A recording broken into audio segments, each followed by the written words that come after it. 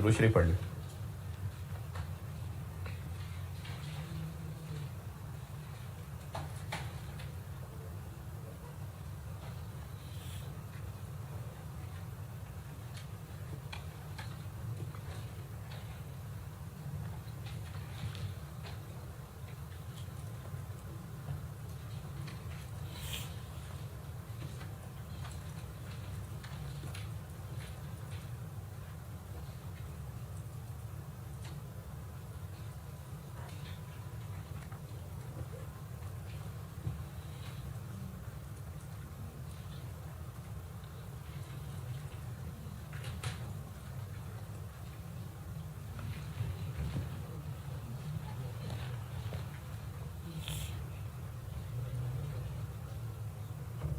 कल एक सवाल कर रहा था और 2 लाइनें करनी थी उसकी। पहले वो पूरा कर लो, फिर होमवर्क करता हूँ डिस्कस, अगर होमवर्क कर सके तो। है हाफ किया है, 2 पॉइंट उसमें नहीं आने समझ बाकी होना चाहिए। एक डिवेंचर वाला मुश्किल पॉइंट है, बाकी होना चाहिए था। पूरे सवाल को ना मुश्किल पर यार। चलो मैं कल वाला पूरा कर दूं पहले, फिर करता हूँ डिस्कस।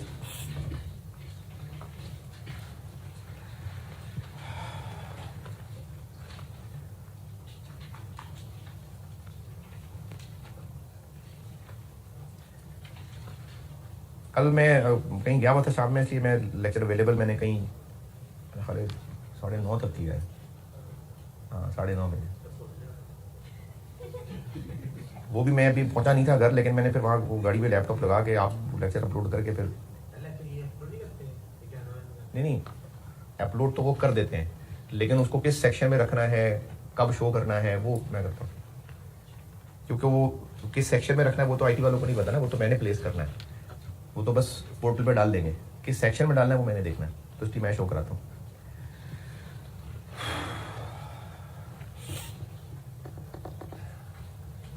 अच्छा अभी आप जितने क्लास में बैठे हुए हैं, ये वो एक्स्ट्रा वाला लेक्चर देख के बैठे हुए हैं, वरना जाएं, वरना कोई फायदा नहीं बैठने का। वो एक्स्ट्रा वाला लेक्चर देखा है तो बैठे हैं। क्वेश्चन 4 करा रहा था मैं, दोबारा पढ़ ले, मैं करता हूँ पूरा उसको।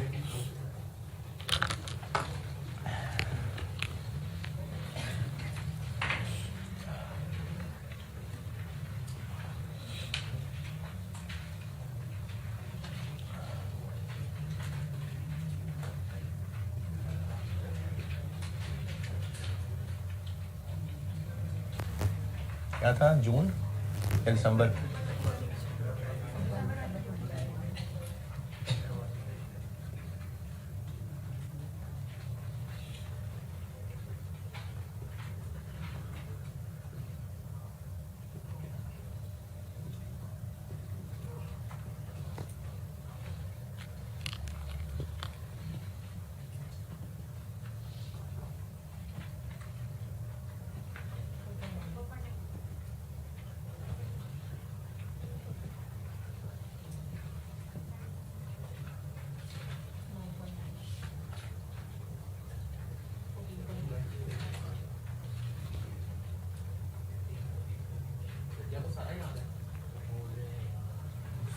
फिगर सुन के लिख रहा हूँ।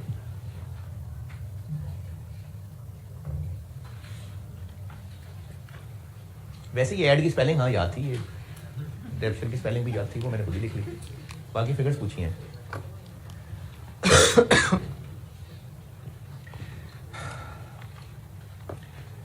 नहीं हाँ देखा ना, भूल गया ना, ऑपरेटिंग प्रॉफिट था ये, नजर लगा दिया।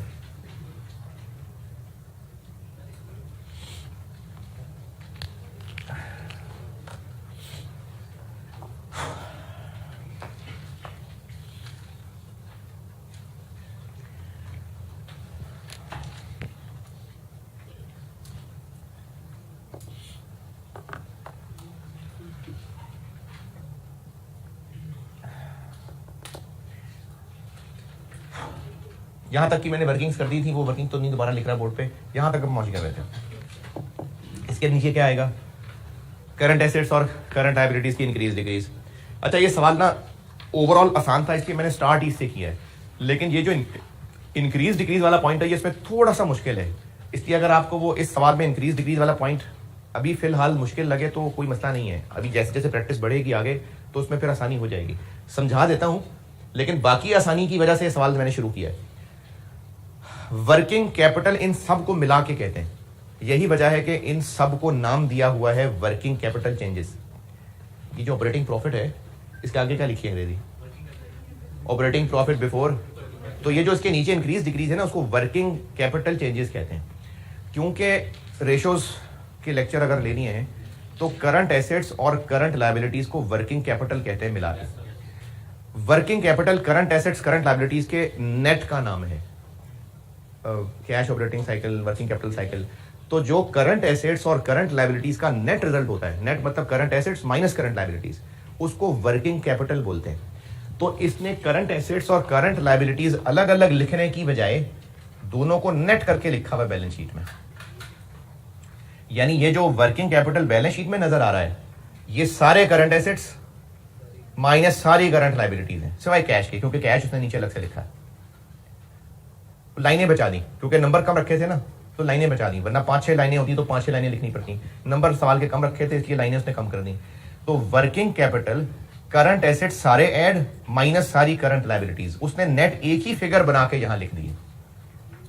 तो हम इसी की इंक्रीज डिक्रीज ले लेंगे, ठीक है? और है सही है ना? हाँ बिल्कुल ठीक है। यानी अब ये नेट जो बचे हैं वो करंट एसेट्स की तरह की चीज बचे हैं, तभी तो एसेट साइड पे लिखी हुई है। यानी ये फिगर्स तो मैं खुद अपनी मर्जी से अज्यूम कर रहा हूं। करंट एसेट्स 124.5 थे, करंट लायबिलिटीज 100 थी, मैंने ऐसे खुद ही अज्यूम किए हैं। तो उसने इनको अलग अलग लिखने की बजाय 24.5 लिख दिया। वर्किंग कैपिटल 24.5 वो ऐसे बना हुआ है, और करंट एसेट सारे नहीं, कैश के अलावा, क्योंकि कैश अलग लिखा हुआ है। कैश के अलावा वाले बाकी current, debtor, inventory, pre payments, वो सारे इतने थे। Creditors, tax payable, salaries payable, वो सब इतने थे। तो उसने बैलेंस शीट में ये 6-7 लाइनें अलग अलग लिखने की बजाय उन सब का एक नेट टोटल किया और उसको एसेट साइड पे वर्किंग कैपिटल के नाम से लिख दिया। अगर सवाल में अलग अलग लाइनें नहीं, आप अलग अलग ही शो करेंगे, क्योंकि ये अलग अलग प्रेजेंट होना चाहिए, दुनिया वालों को पता लगना चाहिए कि कैश पे क्या, डेटर पे क्या फर्क पड़ा, इन्वेंट्री पे क्या फर्क पड़ा। तो हम आपने अलग अलग ही रखना है। सवाल वाले ने दिया चूंकि कंबाइन है तो हम तो अब अलग नहीं कर सकते, मजबूरी है। अच्छा, अब ये करंट एसेट्स करंट लायबिलिटी से ज्यादा है, नेट 24 आ गया। तो अब इंक्रीज डिक्रीज जो हमने सब लाइनों की अलग अलग करनी थी, इसी एक ही कर लेते। और इंक्रीज को पॉजिटिव रखेंगे कि नेगेटिव रखेंगे? क्यों नेगेटिव रखेंगे? क्योंकि ये एसेट्स का वजन ज्यादा है। तो वो नहीं, ये बात अभी रहने दें, पेमेंट वाली बात, क्योंकि ये क्यों जो मैंने बताना है ना ये उससे लिंक है, तो वो पेमेंट के हिसाब से ना देखें। अभी एसेट्स ज्यादा है ना, ये जो इस वक्त वर्किंग कैपिटल की फिगर एसेट साइड पे लिखी है, मतलब एसेट्स वजनी है, तो इसलिए इंक्रीज डिक्रीज वाला रूल भी एसेट्स वाला ही चलेगा। चलो ठीक है, समझ आ गई तो अच्छी बात है। तो वर्किंग कैपिटल में क्या इंक्रीज हो रही है, डिक्रीज हो रही है? पिछले साल थे 17, अब 24 है, तो इंक्रीज हो रही है।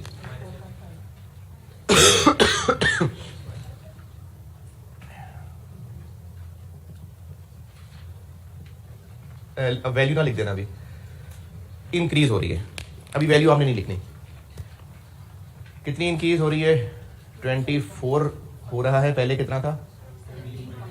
17.8 था, ठीक है, आपने नहीं लिखना अभी।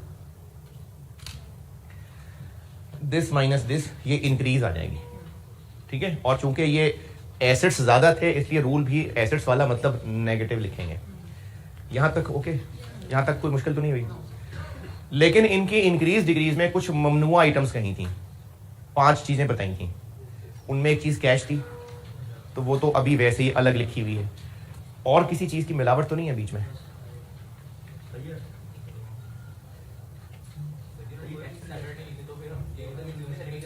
देखने सवाल में है। हाँ जी, आवाज आई है, मुझे सही आवाज आई है। टैक्स सवाल में है, tax point number 3, tax payable है, तो वो कहां है? वो इन्हीं में ही होगा। डिविडेंड पेबल नहीं है सवाल में, नहीं होगा। फिर इंटरेस्ट पेबल नहीं है, नहीं होगा। लेकिन टैक्स पेबल तो है, पॉइंट 3 में लिखा हुआ है कि टैक्स पेबल है। क्या ममनुआ आइटम में टैक्स पेबल भी था? टैक्स एसेट्स एंड लायबिलिटी लिखा था मैंने, और जब मैं ज़बानी बोल रहा था तो एडवांस टैक्स का वर्ड भी बोला था, टैक्स पेबल का वर्ड भी बोला था। नहीं, बैलेंस शीट बनी हुई है यार, क्यों ऐड नहीं किया होगा? आपको बैलेंस शीट दी हुई है तो टैक्स पेबल क्यों नहीं है बैलेंस शीट में? हमने कल टैक्स की वर्किंग बनाई थी तो उसमें क्या सीडी नहीं लिखा था टैक्स पेबल? तो है, तो लिखा था ना। तो सवाल में टैक्स पेबल मौजूद है, लिखा हुआ है पॉइंट 3 के अंदर, तो फिर वो कहां होगा बैलेंस शीट में? वो इसी में ही नेट हुआ होगा, यानी वो इस 100 के अंदर है टैक्स पेबल, उसको निकालना है बीच में से, तो 24 में से लेस कर दें।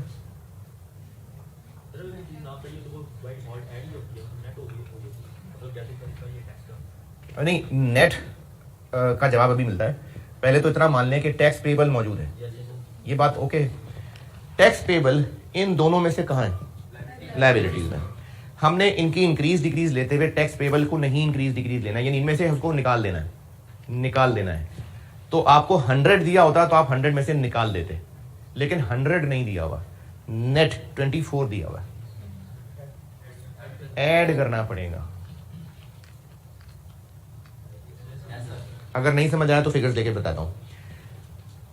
क्लोजिंग टैक्स पेबल है 1। अगर ये दोनों अलग अलग होते तो 1 को क्या करूं, 100 में से माइनस कर देते। अब देखिए नेट क्या आ रहा है।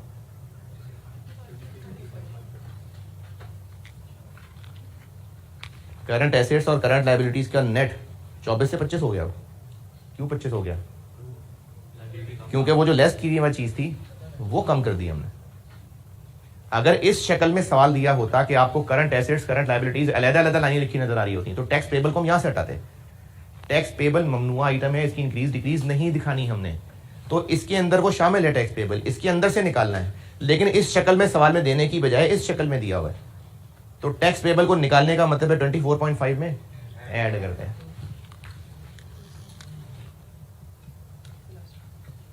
और इसमें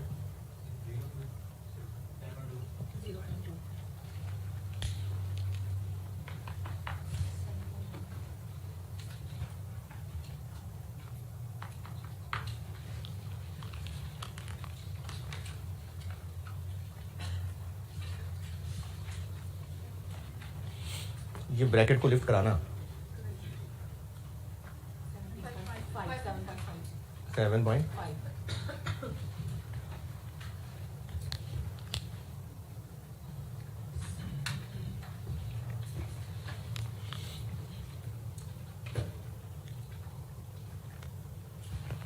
और ये सारी इंक्रीज डिक्रीज के बाद क्या आता है? क्या होता है वो? Cash generated from operations 7.3 cash generated from operations.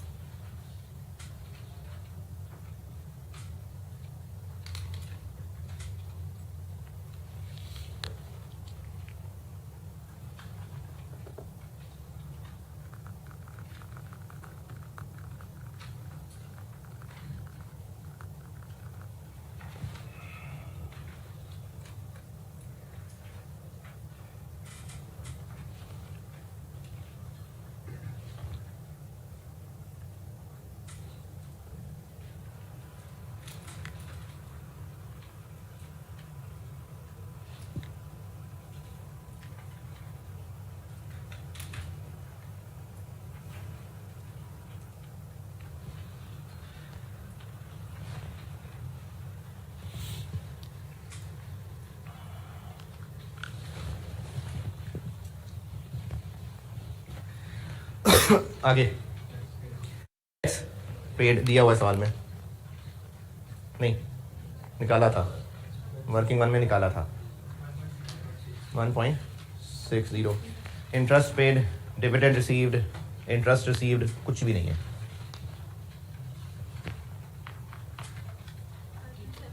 $5.7 cash inflow from operating activities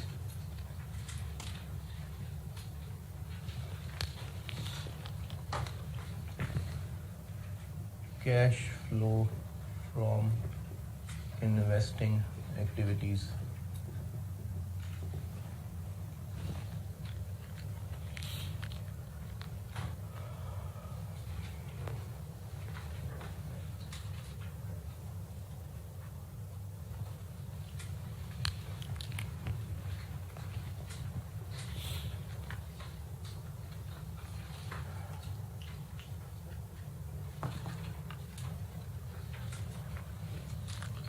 purchase of PP दिया हुआ है,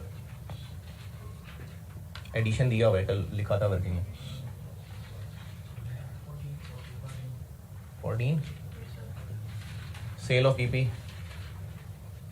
कोई नहीं है। और इन्वेस्टिंग एक्टिविटीज़ के बारे में आपको कहा था कि इन्वेस्टिंग एक्टिविटीज़ क्लोज करने से पहले तसल्ली कर लें, क्या नॉन करंट एसेट्स को देख लें और वर्ड इन्वेस्टमेंट देख लें, तो कुछ भी नहीं है, कुछ है ही नहीं सवाल में, बस खत्म होगी इन्वेस्टिंग एक्टिविटीज़।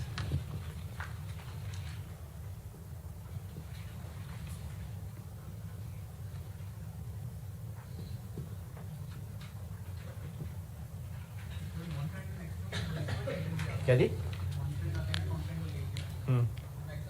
मैंने कोशिश तो यही की भी है कि मैक्सिमम चीज़ें फॉर्मेट में लिख दूं, लेकिन हो सकता है कभी कभार कुछ डिफरेंट चीज़ आ जाए। मैंने कोशिश तो वैसे मैक्सिमम की ही बनाई हुई है।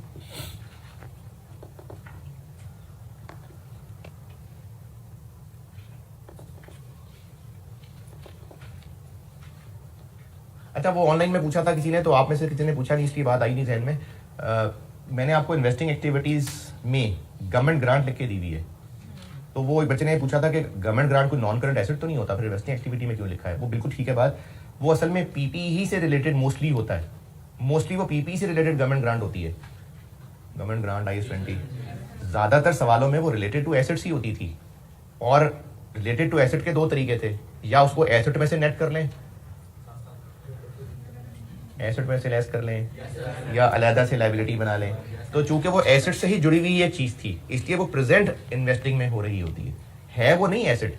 गवर्नमेंट ग्रांट तो हम लाइबिलिटी ले रहे थे, लेकिन चूंकि वो एसेट से ही रिलेटेड चीज़ है, और एक मेथड ये भी अलाउड था कि एसेट में से ही नेट कर लें, इसलिए वो इन्वेस्टिंग के साथ जोड़ के ही दिखा रहे होते हैं, इसलिए गवर्नमेंट ग्रांट को इन्वेस्टिंग में दिखाते हैं।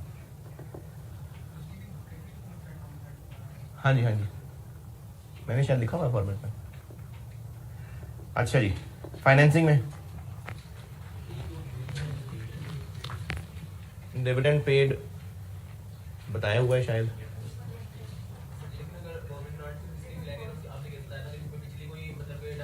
तो फिर उसको इसलिए मैंने कहा ना कि आपको फॉर्मेट बना के तो दिया है मैक्सिमम, आप याद भी कर लीजिए, लेकिन कॉन्सेप्चुअली भी चलिए।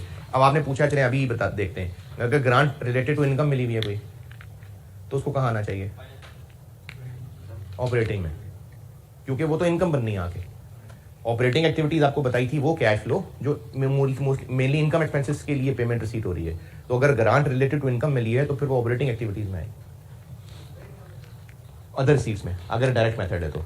अगर डायरेक्ट मेथड है तो अदर रिसीट्स में, अगर इनडायरेक्ट मेथड है तो वो एक बार इनडायरेक्ट मेथड के फॉर्मेट की आपको क्यों समझा दूंगा ना, फिर उसको डील कर पाएंगे। क्या याद तो कर लें वैसे, लेकिन सवाल कर करके हो जाएगी। एक बार क्यों समझा दूं ना और वाकई समझ भी आ जाए, तो फिर याद किए बगैर भी आपसे हो जाएगा। लेकिन अच्छा है, याद करने में फ़ायदा ही है। एक चेकलिस्ट आ गई सामने के क्या क्या चीज़ें होती हैं, वो कभी सवाल में ओवरलुक हो जाती है, तो फॉर्मेट याद किया होगा तो फिर आप ध्यान से देख लेंगे सवाल में। ये जो मैंने फॉर्मेट में चीज़ें रखी है ना, मोस्टली होती तो यही हैं, मोस्टली यही होती हैं, लेकिन कोई इनके अलावा नाम हो सकता है।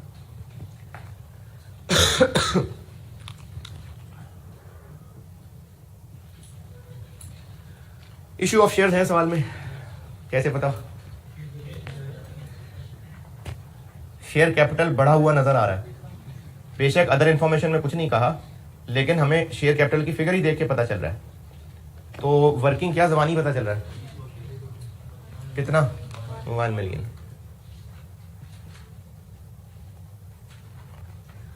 और क्या आता है? डिविडेंड पेड बताया हुआ है 3.4। लोन है कोई? बस खत्म हो गया सवाल। 2.4 cash outflow from financing activities.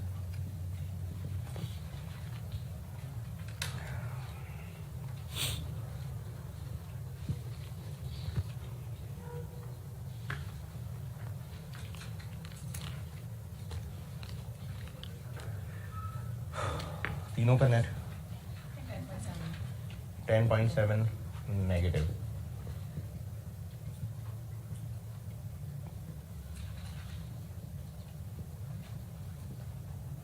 Cash and cash equivalent at start of year कितना है 15.4।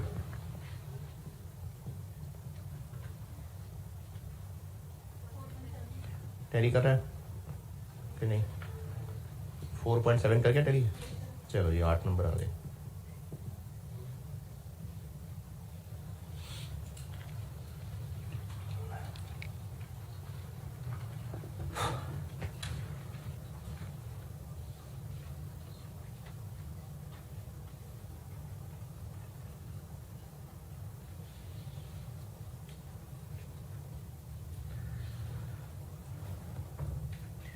अच्छा, होमवर्क वाला सवाल जिन्होंने किया है, डिबेंचर्स के अलावा और मसले हैं?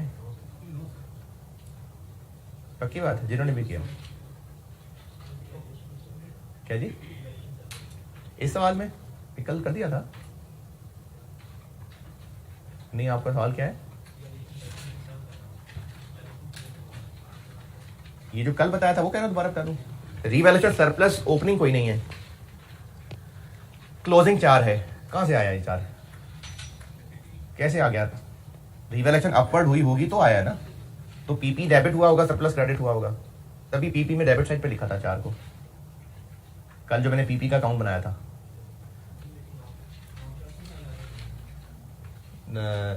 इस जगह की बात कर रहे हो? यहां पर क्यों? ये प्रॉफिट बिफोर टैक्स के नीचे की बात कर रहे हैं? पीपी के अकाउंट में नॉन कैश की बात कर रहे हैं? अच्छा जी, होती कोई तो बता देते ना, कोई इन्फॉर्मेशन ही नहीं है, क्या पता लैंड हो।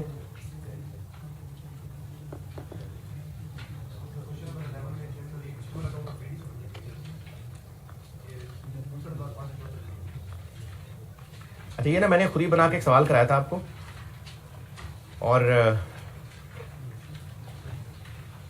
जब ये शुरू में मैं ये इनकी प्रैक्टिस करा रहा था। अच्छा, क्वेश्चन नंबर 11 में ना अगर वो डिवेंचर वाले के अलावा कोई बात है तो वो पूछ लें। मैं चाह रहा हूँ कि इनडायरेक्ट मेथड का एक सवाल पूरा कर पाऊँ ताकि एक होमवर्क दे दूँ, फिर एंड पे डिवेंचर का टाइम निकाल के बताता हूँ। उसके अलावा बात है तो बता देता हूँ। डेटर पूछ रहे हैं आप। क्वेश्चन नंबर 11, जिनको डेटर्स का BDC समझ नहीं आया वो सुन लें। बैलेंस शीट में डेटर्स, क्वेश्चन नंबर 11 होमवर्क वाला सवाल। डिवेंचर्स वाले पॉइंट के अलावा जो मसले हैं वो अभी बता देता हूँ। उसके बाद में एक सवाल इनडायरेक्ट का पूरा करवाना चाह रहा हूँ कल फिर आपको, ताकि उसकी क्यों की वजह बताऊँ। तो उसके अलावा एक स्टूडेंट ने पूछा है ट्रेड रिसीवेबल वाली फिगर। ये जो बैलेंस शीट दी हुई है इसमें जो डेटर्स आ रहे हैं ये नेट हैं या ग्रॉस हैं? ये नेट हैं, क्योंकि बैलेंस शीट के फेस पे कहीं प्रोविजन अलग से नहीं है, तो यकीनन इसमें से लेस हुई हुई है। प्रोविजन है कि नहीं है? हाँ है। Point number 2, you'll maintains a provision, तो 6% प्रोविजन बनी होती है। अब ये जो बैलेंस शीट की फिगर है ये 6% माइनस होने के बाद की फिगर है, तो ये 94% है। इसको 94% से डिवाइड करेंगे तो ग्रॉस डेटर्स आ जाएंगे, ऐसे आए हुए डेटर्स। और डिवेंचर्स के अलावा इसमें बताएं जो पूछना है। मेंटेनेंस इनकम जिनको समझना आई हो, ये मेंटेनेंस इनकम बिजनेस करता होगा, कोई अदर इनकम को अदर काम करता होगा, तो इसको अदर रिसीट्स में लिख लेते हैं। इनकम दी हुई है 8 शायद, इसका ओपनिंग एडवांस दिया हुआ है 4, क्लोजिंग एडवांस दिया हुआ है 2, तो रिसीट्स आ जाएंगी, ये अदर रिसीट्स में लिखना। और इस क्वेश्चन नंबर 11 में बाकी debt, receipt from customer, payment to supplier, operating expenses, ये बिल्कुल उसी तरह का ही था जो मैंने क्लास में बोर्ड पे सवाल किया था। बाकी इन्वेस्टिंग एक्टिविटीज में, फाइनेंसिंग एक्टिविटीज में डिवेंचर्स के अलावा वाली कोई बात पूछनी है तो पूछें। नहीं, ठीक है जी। इनडायरेक्ट मेथड का एक और कराता हूं सवाल और एक होमवर्क दे दूंगा, ताकि हाथ से इनडायरेक्ट मेथड के सवाल गुजरे ना, फिर आप इस काबिल होंगे कि क्यों की वजह समझ सकें।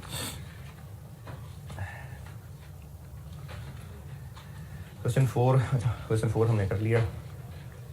क्वेश्चन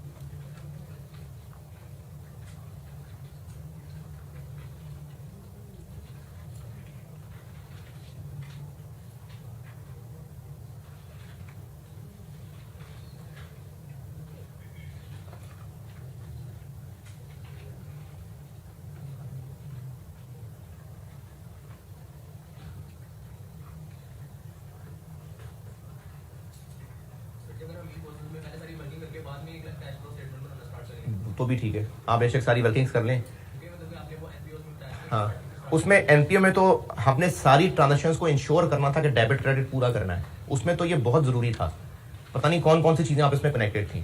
इसमें जैसे अब इस सवाल के अंदर या जैसे वो ऑपरेटिंग एक्टिविटीज़ का ही सिर्फ सवाल था, उसमें ज़रूरत ही नहीं सारे अकाउंट बनाने की, तो इसलिए मैं इसमें फॉर्मेट के थ्रू चल रहा हूँ। लेकिन अगर आप इसमें भी एनपीओ की तरह करना चाहें ठीक है, वो भी ठीक है, बिल्कुल आप सारी वर्किंग्स कर लें पहले। चलिए आप करते हैं सवाल, क्वेश्चन नंबर 10 पढ़ लीजिए।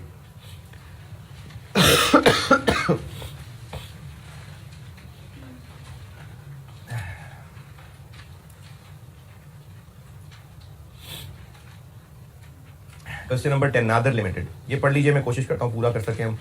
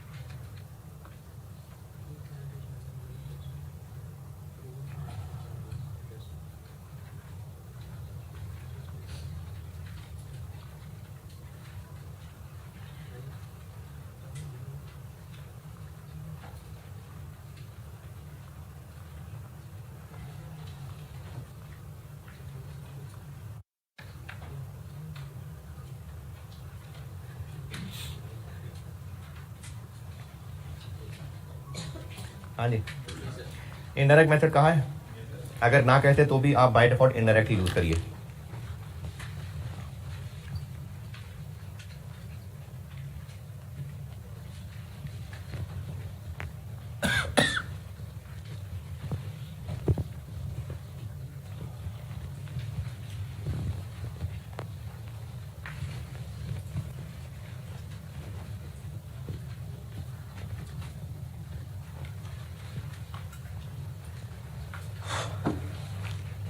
स्विंग 18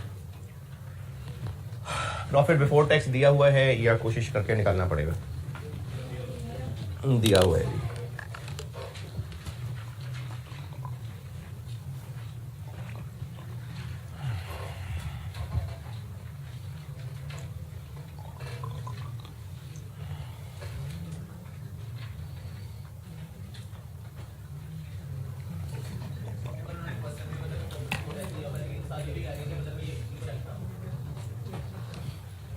ये भी आएगा आगे, हो सकता है ऐसा एरर मिक्स हो सकते हैं इस पे। प्रॉफिट बिफोर टैक्स कितना दिया हुआ है? तो रुपीज मिलियन है, थाउजेंड है, रुपीज इन थाउजेंड है।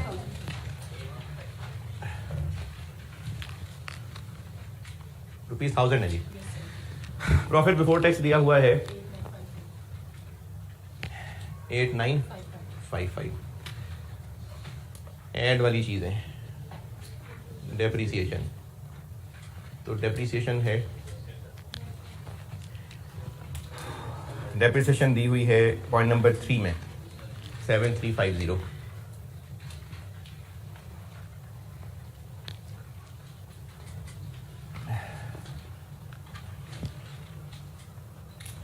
और ऐड वाली चीजें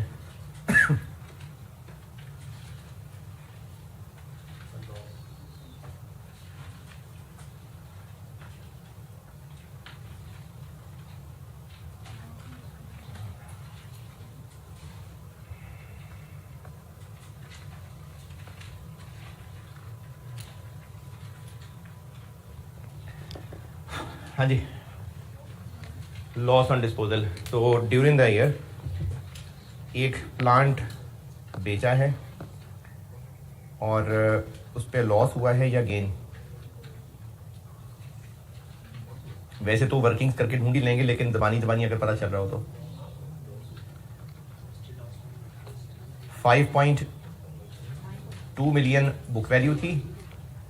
पॉइंट नंबर 2 पढ़ रहा हूँ।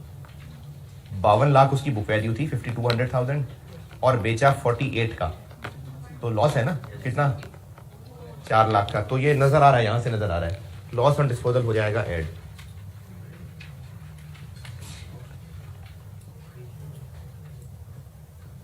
अच्छा, ये जो आउटस्टैंडिंग लिखा है ना, इसका मतलब ये है कि बेचा है 4800 का, लेकिन इसमें से अभी कैश 3000 मिला था, 1800 मिला नहीं, अभी कैश नहीं मिला। ये इन्वेस्टिंग एक्टिविटीज में आके ट्रीट करूंगा इसको।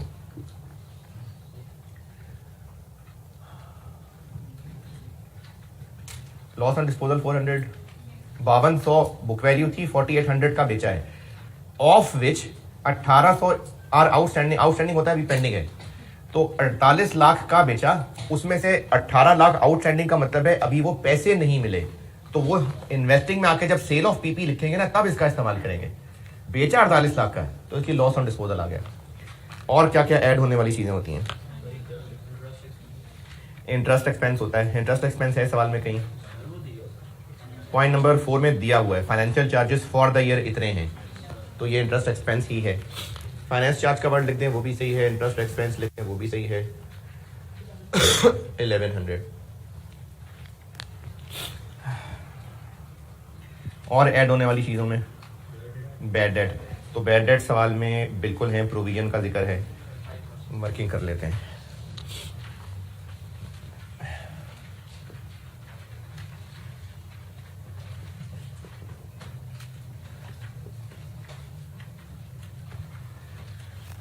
प्रोविजन का बीडी, प्रोविजन का सीडी।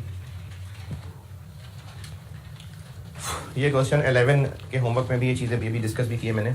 ऊपर बैलेंस शीट में डेटर्स नेट आ रहे हैं, बैलेंस शीट में ट्रेड रिसीवेबल्स नेट हैं, और अदर इंफॉर्मेशन पॉइंट 5 में कहा हुआ है कि 5% प्रोविजन मेंटेन होती है।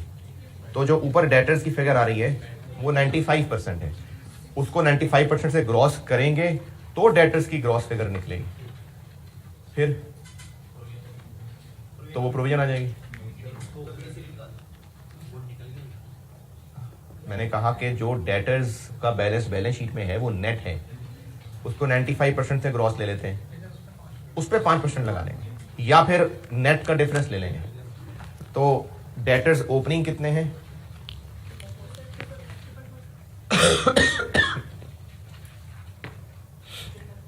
ट्रिपल 446 को कर लेते हैं ग्रॉस, इसमें से चाहे आप ये माइनस कर दें, चाहे इसका 5% ले लें, ये ग्रॉस आ गई है, नेट है, तो इनका डिफरेंस प्रोविजन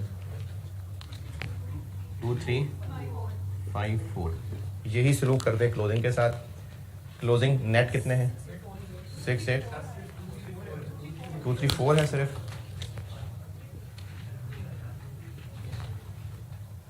और 6840, इसको ग्रॉस अप कर लें और डिफरेंस ले लें 360। और सवाल में राइट ऑफ के बारे में कहीं कोई इंफॉर्मेशन? बैलेंस करें 120, राइट ऑफ नहीं है तो नहीं होगा, फिर कुछ है ही नहीं इंफॉर्मेशन, तो बैड डेट एक्सपेंस हो जाएगा ऐड।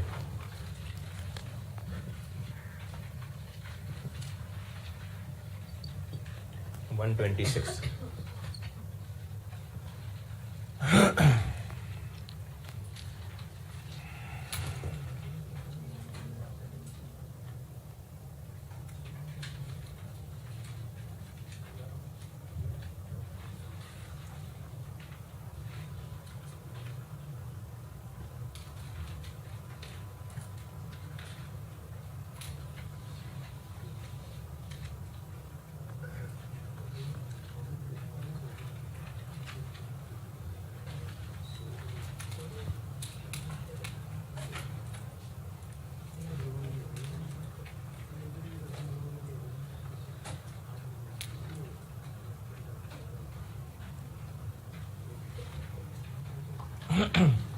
और ऐड करने वाली चीज़ों में फेयर वैल्यू का अगर कोई लॉस है तो इन्वेस्टमेंट प्रॉपर्टी तो है ही नहीं। अगर कोई रिवैल्यूएशन लॉस पीएनएल में डाला हुआ है तो रिवैल्यूएशन अपवर्ड है। कैसे पता अपवर्ड है? सरप्लस 0 से उठ के 4 हो गया। और क्या क्या ऐड होता है? बस लेस करने वाली चीज़ों में इंटरेस्ट इनकम, डिविडेंड इनकम कुछ भी नहीं है, ग्रांट है ही नहीं, प्रॉफिट ऑन डिस्पोजल नहीं है, लॉस था, बस। तो बस लेस करने वाला कुछ नहीं है। 1793 ये हो गया ऑपरेटिंग प्रॉफिट। अब इसमें से सारे करंट एसेट्स और सारी करंट लायबिलिटीज सिवाय कुछ ममनुआ आइटम्स के, लेकिन मिलावट का भी ख्याल रखना है। चले एक एक करके चलते हैं। स्टॉक एंड ट्रेड यानी इन्वेंट्री बढ़ रहा है कम हो रहा है? तो डिक्रीज इन स्टॉक यानी ऐड हो जाएगा।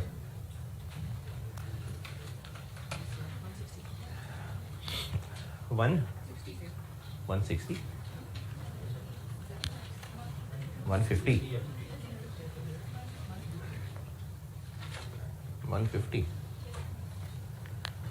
स्टॉक 5750 था, 5600 हो गया, तो 150 से। और एसेट्स की बात हो रही है तो डिक्रीज पॉजिटिव। उसके बाद है डेटर्स। अच्छा, डेटर्स मैंने आपको कल 2 ट्रीटमेंट्स बोली थी जो इस सवाल में सामने आ गई हैं, तो दोनों फिर आपको मैं बताता भी हूँ। एक तरीका जो प्रेफर्ड भी है वो ये है कि, और आईटीआई के सोल्यूशन में भी यही था, प्रेफर्ड बहरहाल ये है कि इसको बैड डेट एक्सपेंस यहाँ ऐड करना है और डेटर्स की इंक्रीज डिक्रीज वो ग्रॉस की करनी, ये प्रेफर्ड है। आप इसी की कोशिश करिएगा।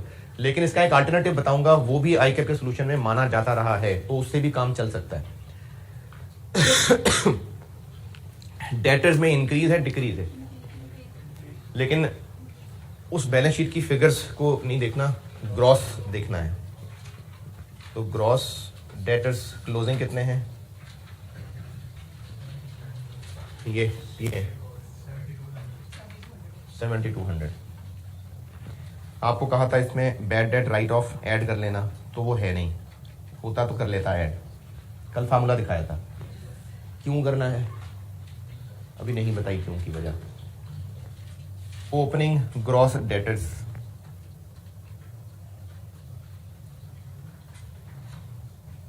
ये 4680, तो डिक्रीज के इंक्रीज हो गए, ये इससे बढ़ के यहां तक पहुंच गए, तो इंक्रीज हो गया 2520।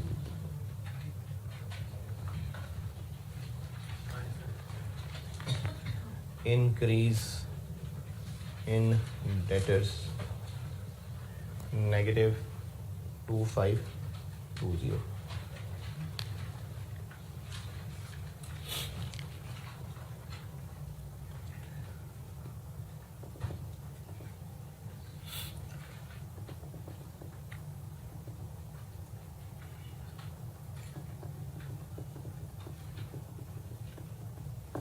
आगे चलें, यहां तक पहुंच जाए।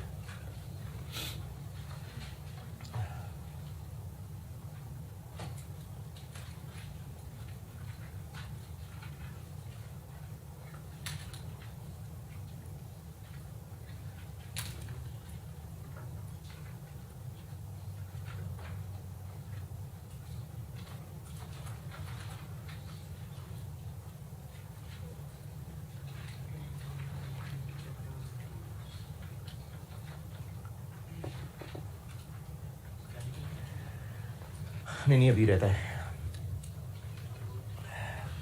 अच्छा, अभी इस सवाल में ही बताता हूं। एक तो डेटर्स की ट्रीटमेंट ये है, इसका एक और हल ये है कि ये लाइन ना लिखें और डेटर्स की इंक्रीज डिक्रीज नेट की करके देखें क्या बनती है।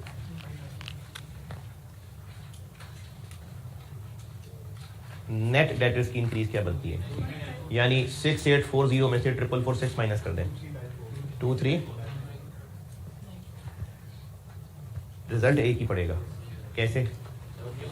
वो भी यही चीज बन रही है, तो इसलिए ये दोनों तरीके ठीक हैं, बेहतर ये है, प्रेफर इसी को करिए। अगर आपसे ये हैंडल होता है तो कोशिश करें आप यही फॉलो करें। और करंट एसेट्स में कुछ रह गया? नहीं, अदर रिसीवेबल भी हैं, क्यों नहीं आएंगे? देखें, करंट एसेट्स और करंट लायबिलिटीज बेशक फॉर्मेट पे मैंने 5-6 नाम लिखे हैं, लेकिन वो तो वैसे मिसालें लिखी हैं। असल चीज आपको बताई थी कि सारे करंट एसेट्स, सारी करंट लायबिलिटीज सिवाय कुछ ममनूआ आइटम्स के, तो अदर रिसीवेबल भी करेंगे।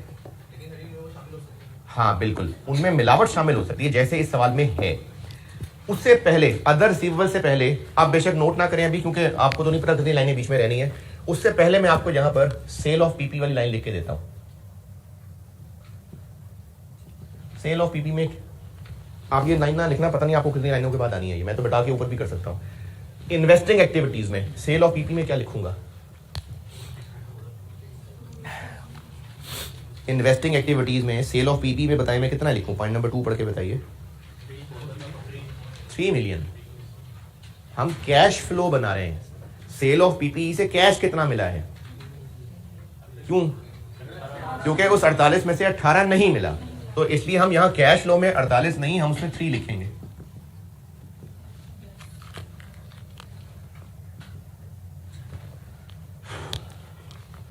ये 18 पीपी बेचा था लेकिन नहीं मिले ये पैसे,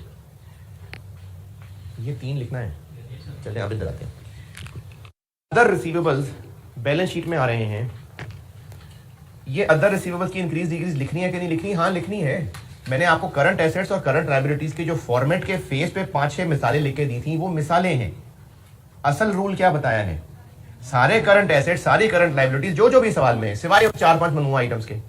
हाँ, अगर किसी में मिलावट है तो वो ध्यान रखना है, जैसे अदर रिसीवेबल जरूर करने हैं लेकिन इसके अंदर एक मिलावट है। क्या मिलावट है? आपको कहा था कि वो करंट एसेट्स, करंट लायबिलिटीज जिनके लिए हमने नीचे फाइनेंसिंग, इन्वेस्टिंग में कुछ ना कुछ कर लिया हुआ है इस्तेमाल, उनकी भी इंक्रीज डिक्रीज नहीं बतानी। नोट 2 पे आए, जो मैं कल पढ़ा रहा था, पेज नंबर 2, पेज नंबर 2।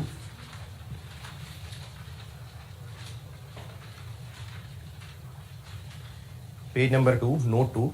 सारे करंट एसेट्स, सारी करंट लायबिलिटीज की हमने इंक्रीज डिक्रीज दिखानी है सिवाय फॉलोइंग के। उन फॉलोइंग में 5वां पॉइंट क्या लिखा हुआ है?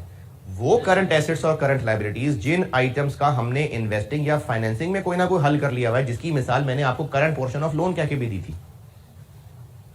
तो ये जो अदर रिसीवेबल बैलेंस शीट में आ रहा है 2017 वाले कॉलम में, इसमें वो 1800 नहीं आ रहा प्लांट वाला? इसी में ही आ रहा होगा ना, डेटर में थोड़ी आ रहा होगा। ये 1800 की बात कर रहा हूं। देखें, प्लांट हमने बेचा, प्लांट बेच के पूरे पैसे मिले, तो 1800 क्या है? रिसीवेबल है। तो कहां आ रहे होंगे वो करंट एसेट्स में? इसी अदर रिसीवेबल में ही आ रहे होंगे, क्योंकि कैश में नहीं आ रहे होंगे, डेटर्स में नहीं आ रहे होंगे, स्टॉक में नहीं आ रहे होंगे, तो अदर रिसीवेबल में ही आ रहे होंगे। तो इस अदर रिसीवेबल में एक ऐसा 1800 शामिल है जिसको हमने अलग से डील कर लिया हुआ है इन्वेस्टिंग के अंदर, तो इसकी इंक्रीज डिक्रीज भी नहीं दिखानी होती। तो ये माइनस करके बाकी की इंक्रीज डिक्रीज दिखाएंगे।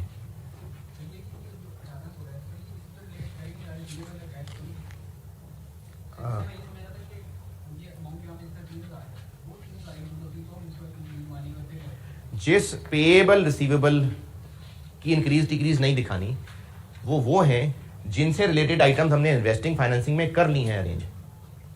जैसे करंट पोर्शन ऑफ लोन था, करंट पोर्शन ऑफ लोन कल वाले सवाल में जो डायरेक्ट मेथड से किया था, करंट पोर्शन ऑफ लोन हमने फाइनेंसिंग में लोन की वर्किंग में कर लिया इस्तेमाल, वो उससे रिलेटेड था जो करंट लायबिलिटीज में आ रहा है। कुछ समझ नहीं आया? अच्छा, 1-2 लाइनें और आगे बढ़ता हूं मैं, क्रेडिटर्स में आके इसका जवाब दोबारा देने की कोशिश करता हूं। करंट एसेट्स में और अदर रिसीवेबल की लाइन छोड़ दें, और करंट एसेट्स में और कुछ भी नहीं, करंट लायबिलिटीज में आ जाते हैं। ट्रेड पेबल्स, ये एक लाइन छोड़ी है मैंने। ट्रेड पेबल्स में क्या हो रहा है? इंक्रीज हो रही है, लेकिन हमने तसल्ली कर लेनी है कि कहीं ममनूआ आइटम्स की मिलावट तो नहीं है इसमें, कहीं इंटरेस्ट पेबल तो नहीं मिलावट हुई हुई इसमें। तो वो इसमें नहीं हुई होगी, किसमें हुई होगी? एक्रूअल्स एंड अदर पेएबल्स में, क्योंकि इसने वर्ड भी वही यूज किया हुआ है पॉइंट नंबर 4 के अंदर। पॉइंट नंबर 4 में फाइनेंशियल चार्जेस के साथ उसने लिखा हुआ है एक्रूड फाइनेंशियल चार्जेस, यानी इंटरेस्ट पेएबल। तो ये एक्रूड का वर्ड यूज करना ही ये बता रहा है कि बैलेंस शीट में ये फिगर इन 3 में से किस में आ रही है? टैक्स ट्रेड पेबल्स में आ रही है, टैक्स लायबिलिटी में आ रही है, क्या एक्रूवल्स एंड अदर पेबल्स में आ रही है? तो ट्रेड पेबल्स खालिस ट्रेड पेबल्स ही हैं। Increase decrease, increase in trade payables positive negative, liability है, लायबिलिटी है, इंक्रीज को पॉजिटिव कितनी है?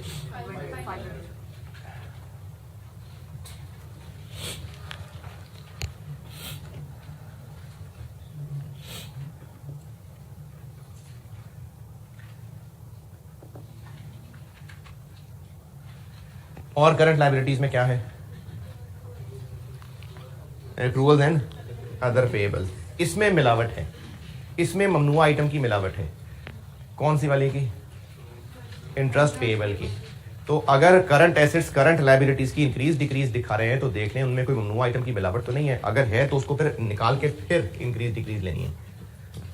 जैसे closing accrued and other liabilities balance sheet में कितनी आ रही हैं?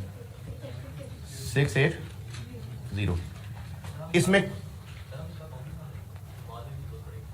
नहीं, हमने सिर्फ इंक्रीज डिक्रीज लेनी है, सिर्फ ओपनिंग क्लोजिंग का डिफरेंस, अकाउंट बना के बैलेंसिंग फिगर नहीं लेनी, सिर्फ इंक्रीज डिक्रीज बीडीसीडी का डिफरेंस बस। करंट एसेट्स करंट लायबिलिटीज, मैंने डेटर्स का ओपनिंग क्लोजिंग का डिफरेंस लिया, उसका अकाउंट नहीं बनाया, सेल्स वेज नहीं निकाली उसमें से,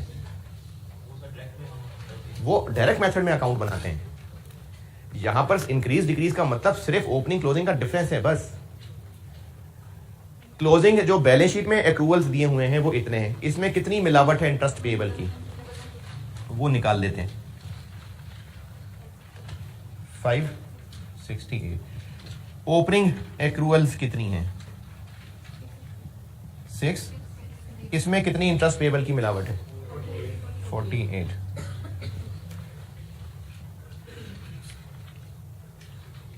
सिक्स 1 2। ये हैं अब उस मिलावट के बगैर वाली खालिस एक्रूवल्स एंड अदर पेएबल्स। इनके इंक्रीज डिक्रीज देखें, डिक्रीज है, 44 की डिक्रीज है। ये है वो बात कि जब हमने इंक्रीज डिक्रीज करनी है तो सवाल में मौजूद सारे करंट एसेट्स सारी करंट लायबिलिटीज, लेकिन उन 3-4 आइटम्स के अलावा। अब अगर वो 3-4 आइटम्स अलग अलग नजर आ रही हैं, जैसे करंट एसेट्स में कैश नजर आ रहा था तो हमने नहीं लिखी उसकी इंक्रीज डिक्रीज। इसी तरह करंट लायबिलिटीज में टैक्स पेएबल नजर आ रहा है तो नहीं लिखेंगे उसकी इंक्रीज डिक्रीज। अगर तो वो अलग अलग नजर आ रही हैं वो ममनुआ आइटम्स, तो उनकी इंक्रीज डिक्रीज नहीं लिखनी। लेकिन अगर वो किसी और आइटम में छुपी हुई हैं तो उनमें से निकाल के फिर बाकी उस आइटम की इंक्रीज डिक्रीज लेनी है, जैसे इसमें ये छुपी हुई थी। एक्रूवल्स एंड अदर लायबिलिटीज की decrease in accruals and other liabilities.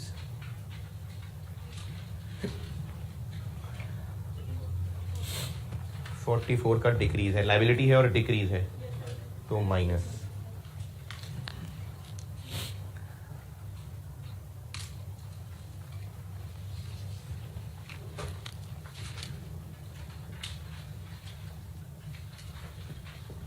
Other receivable closing कितने बैलेंस शीट में शो हो रहे हैं? Other receivable 2385। Other receivable opening कितने शो हो रहे हैं? 800।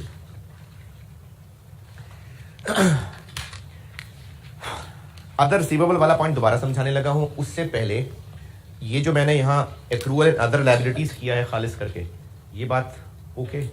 अदर रिसीवेबल दोबारा समझा रहा हूं, ये जो अदर रिसीवेबल वाला पॉइंट समझा रहा हूं ना, इसको कोशिश कर ले समझने की। ये और बेहतर तब समझ आ सकेगा जब मैं आपको क्यों की वजह बताऊंगा, फिर और बेहतर हो जाएगा। जब हमने करंट एसेट्स करंट लायबिलिटीज की इंक्रीज डिक्रीज करनी है तो सारे करंट एसेट्स सारी करंट लायबिलिटीज सिवाय ममनुआ आइटम्स की, cash and cash equivalent, interest payable, interest receivable, dividend payable, dividend receivable, tax payable, advance tax, ये तो क्लियर नाम से हैं।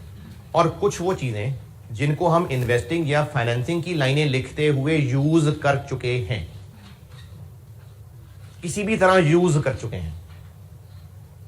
पांचवी वो चीजें जिनको हम इन्वेस्टिंग एक्टिविटीज या फाइनेंसिंग एक्टिविटीज को सॉल्व करते हुए किसी भी तरह यूज कर चुके हैं वर्किंग में, उनकी भी इंक्रीज डिक्रीज नहीं लिखनी।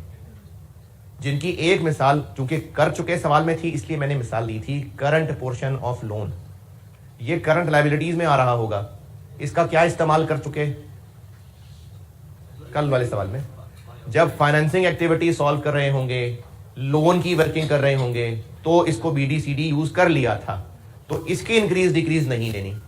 इसी तरह ये जो 1800 पैसे अभी नहीं मिले, ये कहां होगा इस वक्त बैलेंस शीट में? अदर रिसीवेबल में होगा ना, क्योंकि रिसीवेबल है तो होगा करंट एसेट्स में। इसका इस्तेमाल कर लिया इन्वेस्टिंग एक्टिविटीज में, सेल ऑफ पीपी निकालते हुए कर लिया है मैंने इसको यूज, इसलिए इसकी भी इंक्रीज डिक्रीज यहां नहीं दिखानी।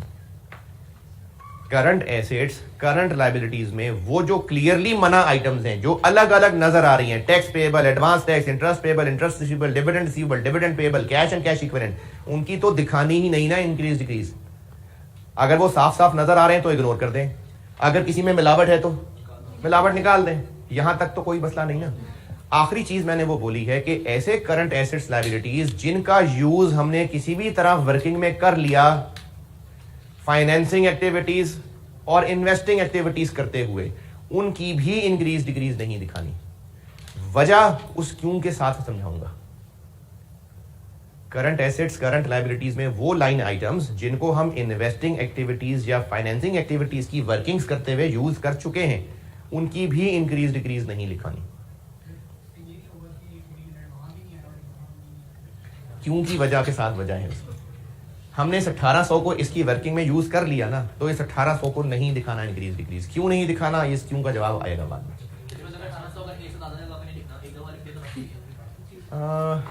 चलें कह सकते हैं ऐसे। तो अब इंक्रीज डिक्रीज इस 2385 में से हटा दें 1800। अब अदर रिसीवेबल की इंक्रीज डिक्रीज,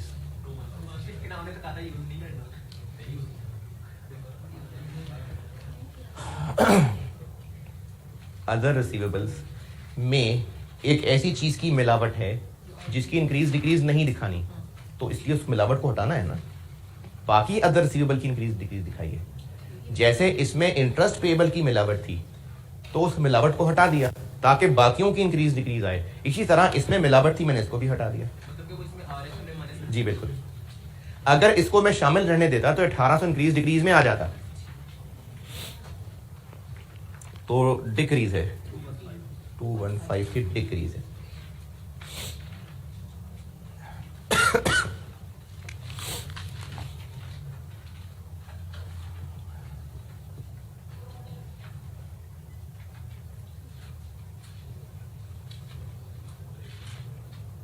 एसेट है, डिक्रीज है, पॉजिटिव।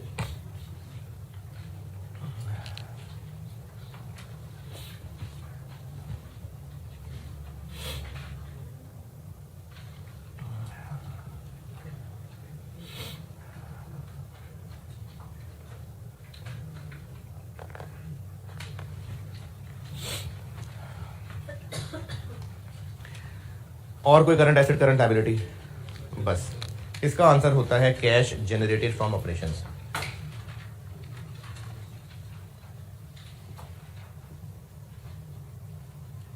कितना आ गया? 16232। Positive, negative, positive.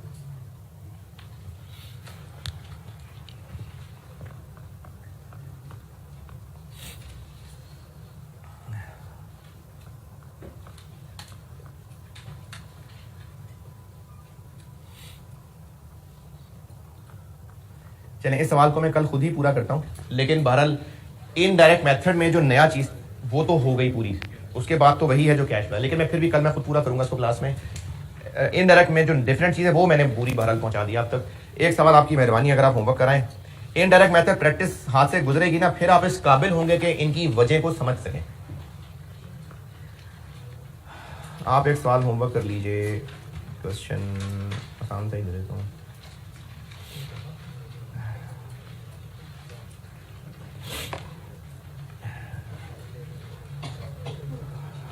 क्वेश्चन 19 कर दें।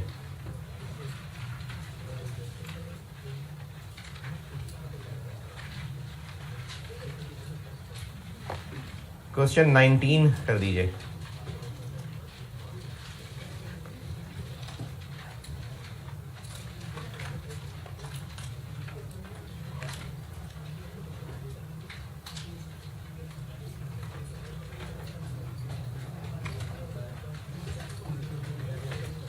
एक काफ़ी कम लग रहा है यार, एक आप इतने डिटरमेंट लोग हैं, आप 3-3 4-4 भी कर सकते।